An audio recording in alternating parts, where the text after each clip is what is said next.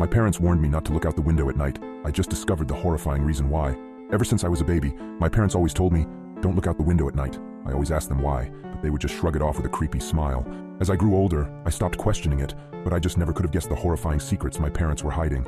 Everyone in my town also followed this weird tradition, so I thought it was normal. That was until I went to college and noticed that none of the other kids were like this. So during Christmas, when I went to my parents' house, I remember them telling me not to look out the window. I gave them a smile and a small chuckle before telling them I wouldn't. However, curiosity struck me the moment they left the room. As I lay in the dark, I came to a decision. I was going to look out of the window. Just as my hand came to the sheer white curtain of the guest room, I paused. My mind flashed to that one time when I was 12. My parents were talking in the kitchen. I was home with the flu and was about to make my way to the sink for some water, but I stopped at the doorway. I hid behind the wall, peeking my head out from the doorway just an inch. My mother was crying and my father was holding her and rocking. That poor little girl. I feel horrible for her family, whispered my mother. My father just nodded and continued holding her. I went back to my room after that. Several hours later, my dad came up to my room with several pieces of wood and boarded up my windows. "What are you doing that for, Dad?" I asked him. "Oh, it's nothing. Just safety reasons," he replied. I learned at school the next day that a little girl was found dead the previous morning, the window broken and curtains torn. I snapped back to the present. My hand drew back from the curtain. I shook my head, cursing myself for being so weird. What was the worst that could happen? It was just a window, it couldn't hurt me, right? As I reached my hand out again, my instinct was telling me to stop. My gut twisted as I reached nearer and nearer. Just as I touched the curtain, a painful howl came from the forest surrounding the house. I flinched back, deciding to just lay down and try to get some sleep. I forgot how hard it was to get sleep in my hometown. Every night, coyotes howled for hours everywhere in town, or at least I thought they were just coyotes. The next night, I woke up in a cold sweat. I glanced over at the alarm clock next to my bed. It was midnight. I groaned and sat up in bed. A low growling sound from outside of my bedroom window. I thought back to last night and decided that I had made up my mind about looking out. I thrusted my arm towards the curtain and pulled back hard, almost ripping it away from the rod. I flattened myself against the wall next to the bed for a moment before I put one eye in front of the window. I immediately regretted my decision as I heard claws clacking up the house. I flung myself out of bed, tumbling on the floor. I stood up and got back up on the bed. I stuck my face closer to the window as the clacking got closer and closer. It suddenly stopped for a second before the most terrifying creature popped up from outside, emitting a horrible shriek as it did so.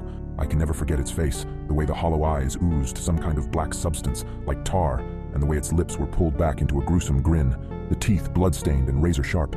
It looked like it had 4 limbs, its front 2 slamming on the glass and pounding. As I was frozen in front of the window in terror, my parents burst into the room. My father held a shotgun. He marched up to my bed and yanked me away from the window. He pointed his shotgun at the creature, shooting a bullet at it. The thing scrambled away, leaving the window almost completely shattered. "Damn it, son, it was a simple task. Just don't look out the window. How hard is that?" My dad shouted at me.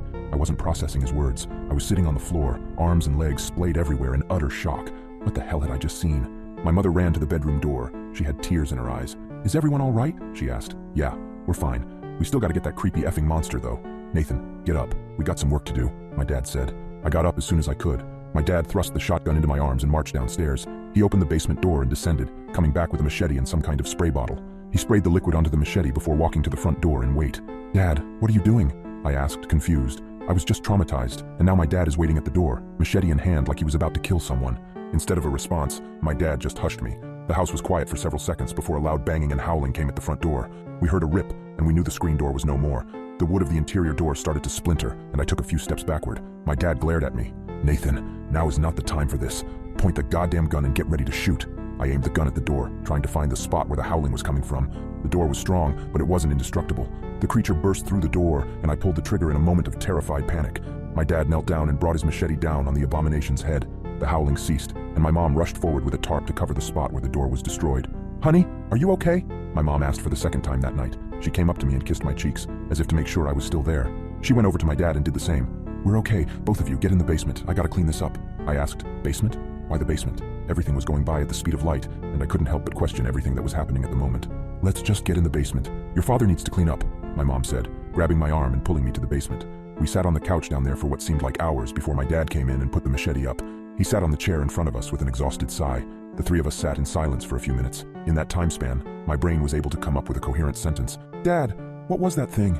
He just looked up at me, eyes dark, and said, "Where do you think that howling came from?"